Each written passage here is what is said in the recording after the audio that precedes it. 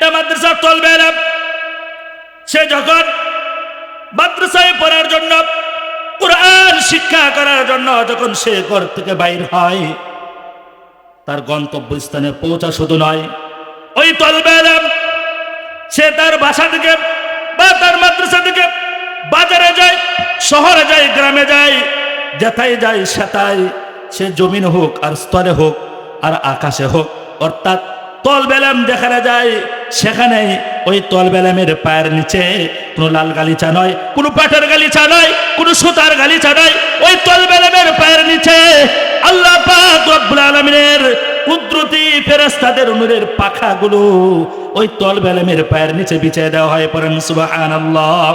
অদুস্ত তলবেলাম যদি কানা হয় তবু তার পায়ের নিচে দেওয়া হয়, যদি সে পঙ্গু হয় তবু দেওয়া হয়, যদি সে গরিব ফ্যামিলির সন্তান হয় তবু দেওয়া হয়, যদি সে কালো হয় তবু দেওয়া হয়। তাহলে আপনাদের কাছে জানতে চাই, একটা তলবেলামের দাম বেশি না একটা দেশের রাষ্ট্রপ্রধানের দাম বেশি? অবশ্যই আমাকে আওয়াজ করে বলেন। একটা রাষ্ট্রপ্রধানের তুলনায় একটা মাদ্রাসার তলবেলাম হতে পারে পঙ্গু, হতে পারে অন্ধ, হতে পারে কানে শুনে না, হতে পারে গরিব ফ্যামিলির সন্তান, হতে পারে সে কালো মানুষ, কিন্তু তারপরেও তার পায়ের নিচে আল্লাহ তাআলার পক্ষ থেকে আল্লাহ তাআলার কুদরতি ফেরেশতাদের নূরের পাখাগুলো বিছিয়ে দেয়। তাহলে বোঝা গেল একজন রাষ্ট্রপ্রধানের তুলনায় মাদ্রাসার তলবেলামের দাম বেশি না কম? প্রথমে আমার সাথে আপনারা এক বাক্যে আওয়াজ দিবেন, আমার হাতে এটা কি? আমি আপনাদের কাছে দৃষ্টি আকর্ষণ করছি, যে কয়জন আছেন, প্যান্ডেল বড় শ্রোতা আমার দরকার নেই, একজন যদি আমলে নিয়তে শুনে আর আমি যদি আমলে নিয়তে বলে থাকি, এই মাহফিল হাসর মাঠে বলনেওয়ালা শুননেওয়ালা উভয়ের জন্য জান্নাতে যাওয়ার জখিরা হয়ে যাবে। করেন সুবহানাল্লাহ। আবারও জানতে যাচ্ছি, আমার হাতে এটা কি? সবাই মুখ খুলে বলেন, এটার নাম কি? কোরআন। এবার আসুন, এই কোরআন কার কিতাব? সবাই আওয়াজ করে বলবেন, কার কিতাব? আল্লাহর কিতাব। আল্লাহ তাআলা আদম আলাইহিস সালাম থেকে নিয়ে আমাদের নবী পর্যন্ত যত নবী আলাইহিস সালাম দুনিয়াতে এসেছেন, সকল নবীকে আল্লাহ তাআলা কিতাব দিয়েছেন। সকল নবীকে আল্লাহ কি দিয়েছেন? কিতাব দিয়েছেন। আমাদের নবীকে আল্লাহ তাআলা একটা কিতাব দিয়েছেন। কিন্তু ভালো করে বুঝবেন আমার কথাগুলো, আগেই বলছি, আল্লাহ সমস্ত পয়গম্বরদেরকে কিতাব দিয়েছেন, আমার নবীকেও কিতাব দিয়েছেন, কিন্তু পার্থক্য আছে।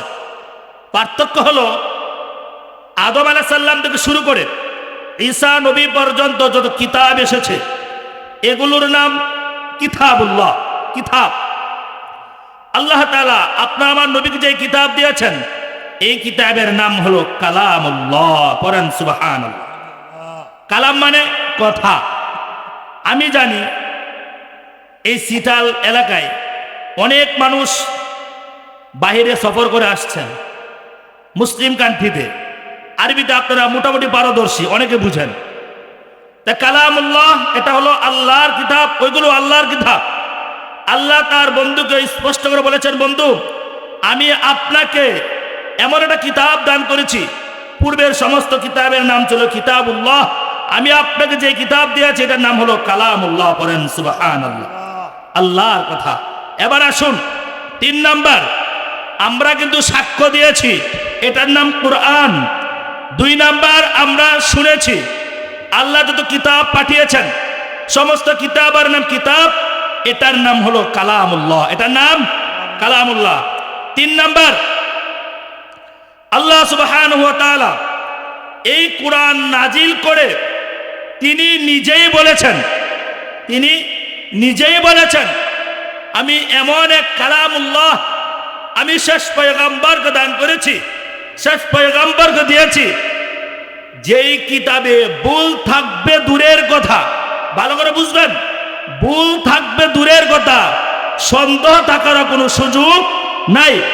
ভুল এক জিনিস, সন্দেহ আরেক জিনিস। তাহলে আল্লাহ নিজেই বললেন এই কোরআনে কি নাই? ভুল তো নাই, বলে সন্দেহ নাই, কি নাই? এবার 4th নাম্বার, যদি কোনো ব্যক্তি ভুল ধরবে দূরের কথা, মনে মনে ইচ্ছা পোষণ করে, এখানে সন্দেহ আছে, সাথে সাথে তার ঈমান চলে যাবে। কি চলে যাবে বলেন? আমার আলোচনা শেষে বুঝবেন, ভালো করে বুঝুন। চতুর্থ নাম্বার বললেন এই কিতাব ভুল তো দূরের কথা, যদি সন্দেহ করে তারপরে কি চলে যাবে? ঈমান চলে যাবে। আমার পূর্বে হোসেন আবরার গুরুত্বপূর্ণ আলোচনা করেছেন। ঈমান না থাকলে কোথায় যাওয়া যাবে না বলেন? জান্নাতে যাওয়া যাবে না, সরাসরি স্থান হলো জাহান্নাম। আমরা এখানে যারা আসছি, আমরা কি জান্নাতে যেতে চাই না জাহান্নামে যেতে চাই? কারা কারা জান্নাতে যেতে চাই? দেখি তাকবীর, লিল্লাহি তাকবীর, লিল্লাহি তাকবীর।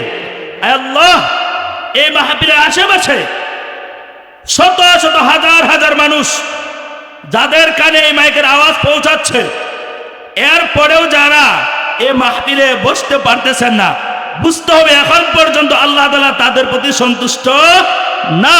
কারণ দ্বীনি মজবায় সবাই বসতে পারে না, এটা দ্বীনি মজবা। এখানে আল্লাহ তাদেরকে বসাবেন যাদেরকে আল্লাহ ভালোবাসেন। তা আমরা যারা বসছি, তাহলে আমরা নিশ্চিত আল্লাহ আমাদেরকে ভালোবাসেন। পড়েন আলহামদুলিল্লাহ।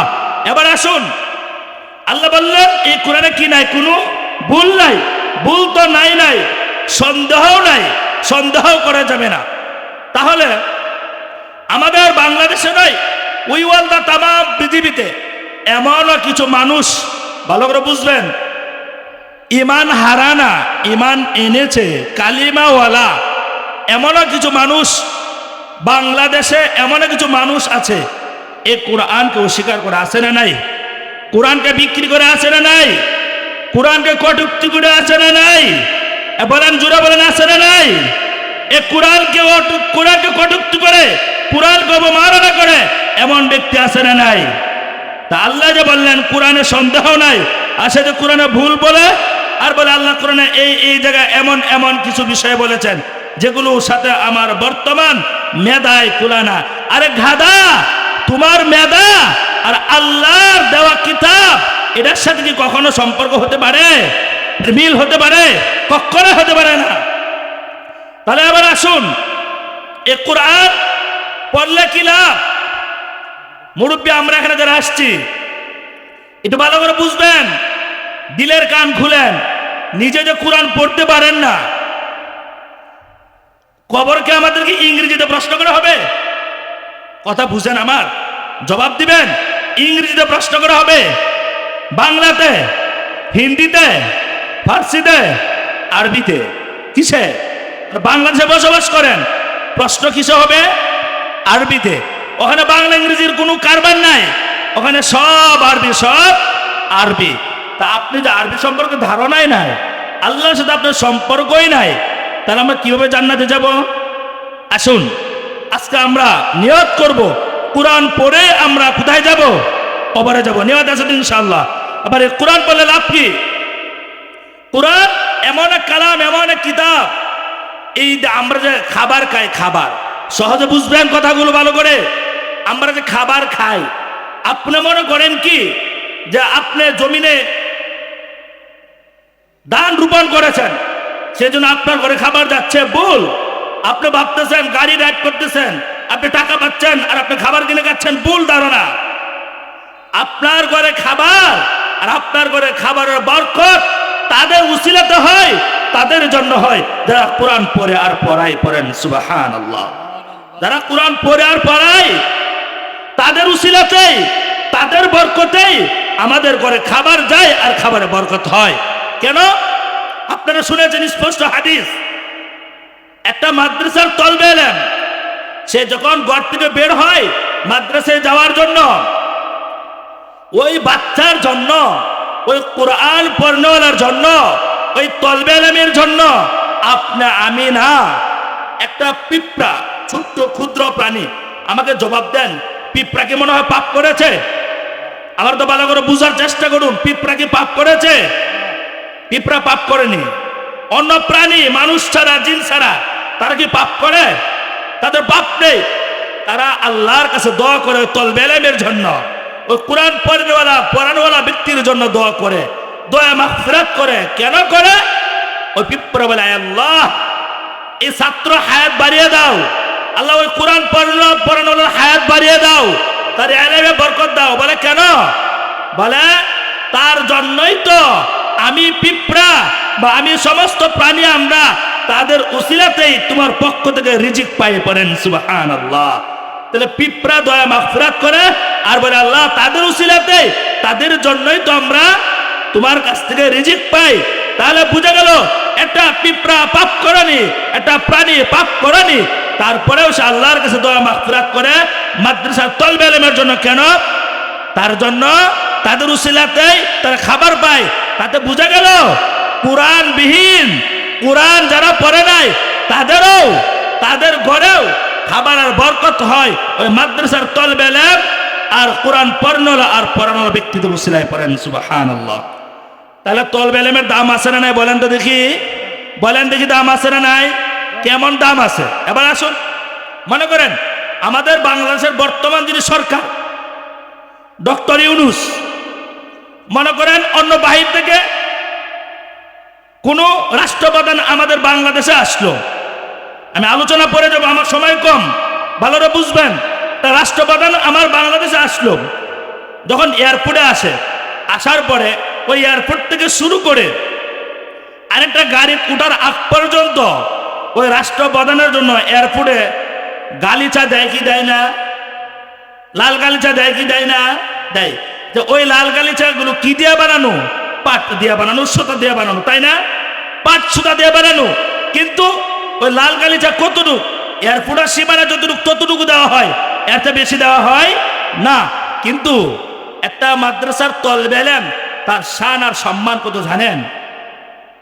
একটা মাদ্রাসার তলবে ইলম সে যখন মাদ্রাসায় পড়ার জন্য, কোরআন শিক্ষা করার জন্য যখন সে ঘর থেকে বাইর হয়, তার গন্তব্যস্থানে পৌঁছা শুধু নয়, ওই তলবে ইলম সে তার বাসা থেকে বা তার মাদ্রাসা থেকে বাজারে যায়, শহরে যায়, গ্রামে যায়, যেথায় যায় সেথায়, সে জমিন হোক আর স্তরে হোক আর আকাশে হোক, অর্থাৎ তলবে ইলম যেখানে যায় সেখানে ওই তলবে ইলমের পায়ের নিচে কোনো লাল গালিচা নয়, কোনো পাটের গালিচা নয়, কোনো সুতার গালিচা নয়, ওই তলবে ইলমের পায়ের নিচে আল্লাহ পাক রব্বুল আলামিনের কুদরতি ফেরেশতাদের নূরের পাখাগুলো ওই তলবে ইলমের পায়ের নিচে বিছিয়ে দেওয়া হয়। পড়েন সুবহানাল্লাহ।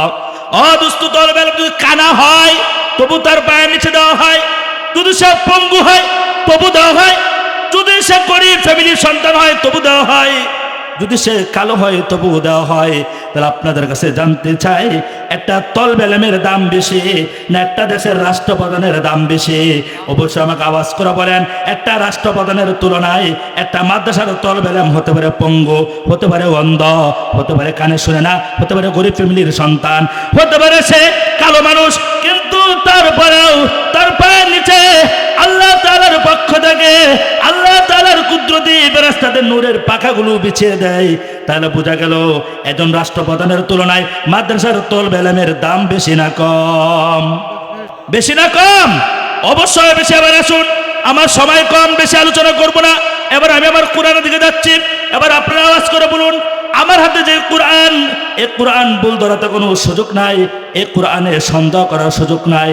কিন্তু বর্তমান সময়ে এমন একদল নাস্তিক আছে যারা এই কোরআনকে দ্বারা অবমাননা করে, কটূক্তি করে আর বলে কোরআনে আল্লাহ ভুল পড়েছে। বলেন নাউজুবিল্লাহ। আওয়াজ করে বলতে হবে নাউজুবিল্লাহ। ইমানি শক্তি দিয়ে বলতে হবে নাউজুবিল্লাহ। ইমানি শক্তি দিয়ে কেন বলবেন না? কারণ কোরআনকে অবমাননা করে। আপনাদের কাছে জানতে চাই, এই কোরআন হলো আমাদের জীবনের হৃৎপিণ্ড, এই কোরআন হলো আমাদের হাতিয়ার। কারণ কোন ব্যক্তি জান্নাতে যেতে চাইলে এই কোরআন দরকার আছে না নাই? বলেন, আওয়াজ করে বলেন আছে না নাই?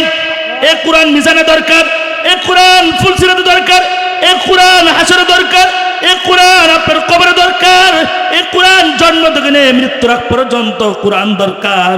কোরআন ছাড়া চলে যাবে না, কোরআন ছাড়া চলে যাবে না।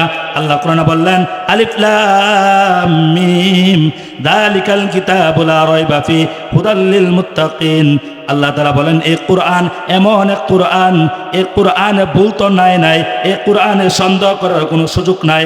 কিন্তু আবার আমাকে জবাব দিবেন, যারা কোরআন নিয়ে কটূক্তি করে, যারা আল্লাহকে নিয়ে কটূক্তি করে, আল্লাহকে ছোট বলে, তাদের ঈমান আছে না? তারা বেঈমান। আওয়াজ করে বলেন তারা কি? আপনারা কিছুদিন পূর্বে থেকে শুনে আসছেন এই বাংলাদেশের একজন কুলাঙ্গার, তাকে কুলাঙ্গার বললেও আমার মনে তৃপ্তি পাই না। ও মুসলমান, আপনি ঈমান এনে থাকেন, আপনি ঈমান এনে থাকেন, আপনি মুসলমান হয়ে থাকেন, আপনার কলিজায় আঘাত লাগার কথা।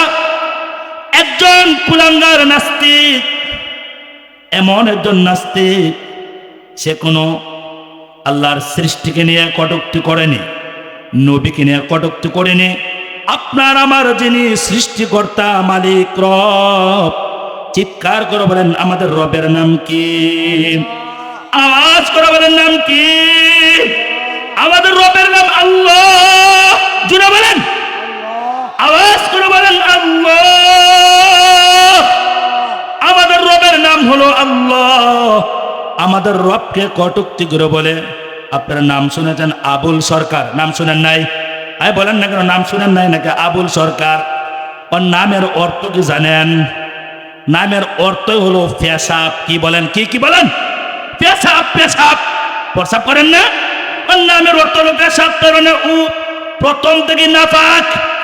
ও বাংলার জমিনে যতদিন থাকবে, পূর্বেও যতদিন ছিল, আল্লাহকে গালি দেওয়া পর্যন্ত ও যত জায়গায় গিয়েছে ও পেশাবের কাজ করেছে। এবার বলেন, ও যে কাজগুলো করে এই কাজগুলো পাক না নাপাক? বলেন পাক না নাপাক? আমার কথা অনেকে কষ্ট পাবেন, দলিল ভিত্তিক বলছি, ভালো করে বুঝুন। এই যে বাউল সরকার, তাদের যে ধর্ম, ওদের ধর্ম আমি আজও খুঁজে পাই না। হিন্দুদের ধর্ম কোনো সত্য ধর্ম না, তবু তারা একটা ধর্ম পালন করে। খ্রিস্টান, তাদের ধর্ম কোনো সত্য ধর্ম না, তবু তারা একটা ধর্ম পালন করে। বাউল, তাদের কোনো ধর্ম নাই। কেন ধর্ম নাই? তাদের মাঝে এমন কিছু কাজ করা হয়, এমন কিছু কাজ করা হয় যে কাজগুলো আপনি শুনলে অবাক হয়ে যাবেন। বাউলদের ধর্মের ভিতরে সর্বপ্রথম তাদের ধর্ম হলো জিনা। তাদের ধর্ম অনুযায়ী হালাল। বলেন নাউজুবিল্লাহ। তাদের ধর্ম অনুযায়ী জিনা কি? হালাল। মনে করে তারা হালাল। জিনা করার পরে তাদের সিদ্ধি পাকায় বা সিদ্ধি গাঁজা খায়। গাঁজা খাওয়ার পরে বলে আমি তোমার সাথে জিনা করলাম। জিনা করার পরে আবার যে গাঁজা খায়, একসাথে মিলে গাঁজা খাওয়ার পরে বলে এই যে গাঁজা খাইলাম, আমার আর তোমার জিনা হালাল হয়ে গেছে। নাউজুবিল্লাহ বলবেন না? আওয়াজ করে বলেন নাউজুবিল্লাহ। ঈমানদার হয়ে দেখতে বলেন নাউজুবিল্লাহ। জিনা কি হালাল না হারাম? হারাম আমার কথা না। ওই পেশাবের দলে যারা ছিল, কিসের দলে? বলেন কার দলে? পেশাব। আবুল কলেও আমার মুখে মানায় না। ওই পেশাবের দলে যারা ছিল অনেক মহিলা, এবার তারা লাইভে আসছে, লাইভে এসে সত্য প্রকাশ করে দিছে। কিছুদিন পূর্বের ঘটনা, একটা যুবতী মেয়ে, তার বিবাহ হয় নাই, তার কণ্ঠটা ভালো। এবার কোন রকম ভাবে আবুল সরকারের দলে গেল। দলে যাওয়ার পরে বললেন আমি আপনার দলে যেতে চাই। বলে আসো, ভালো কথা। এবার বলে আমাকে কিছু প্রোগ্রাম দিতে হবে। বলে প্রোগ্রাম দেবো, ভালো কথা। এবার আবুল সরকারের সাথে নিয়ে গেল। নিয়ে যেতে অনেক দূরে চলে যাওয়ার পরে, এক ময়দানে যাওয়ার পরে অন্ধকার, গাড়ি থামিয়ে ফেললো। গাড়ি থামিয়ে ফেলার পরে ওই যুবতী মেয়ের দিকে চোখ বড় বড় করে তাকায়। ওই মেয়েটা বলে আমার দিকে বড় বড় করে কেন তাকান? বলে তুমি বুঝো না? বলো না আমি তো বুঝি না। বলে আমি তোমার সাথে কিছু সময় দিতে চাই। মেয়েটা অবাক হয়ে গেল, অসম্ভব। এটা কিভাবে সম্ভব? বলে তুমি অসম্ভব বলছো? আমার সাথে সময় দেওয়ার জন্য কত মহিলা পাগল আর সুযোগ খুঁজার, তুমি বুঝে আজকে সুযোগটা ছেড়ে দিবা?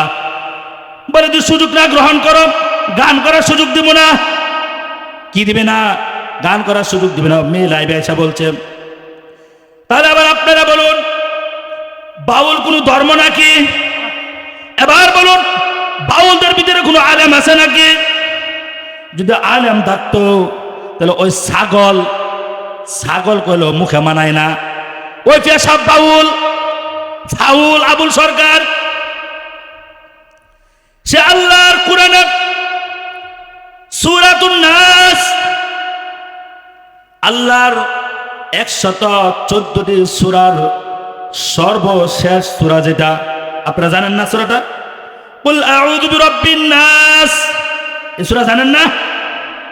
এই সূরায় গাদার গাদা ওর বাপেও কোরআন পড়ে না, 14 গোষ্ঠী কোরআন পড়ে নাই। আপনারা বলেন, আপনাদের একটা বিষয় জানা থাকে, জানার পরে আপনার সামনে আরেকজন একটা উল্টা বললে আপনি ভুল ধরবেন কিনা? আর কি বলবেন? এই বিষয়ের ধারণা নাই, এই বিষয়ে সে পড়াশোনায় করে নাই।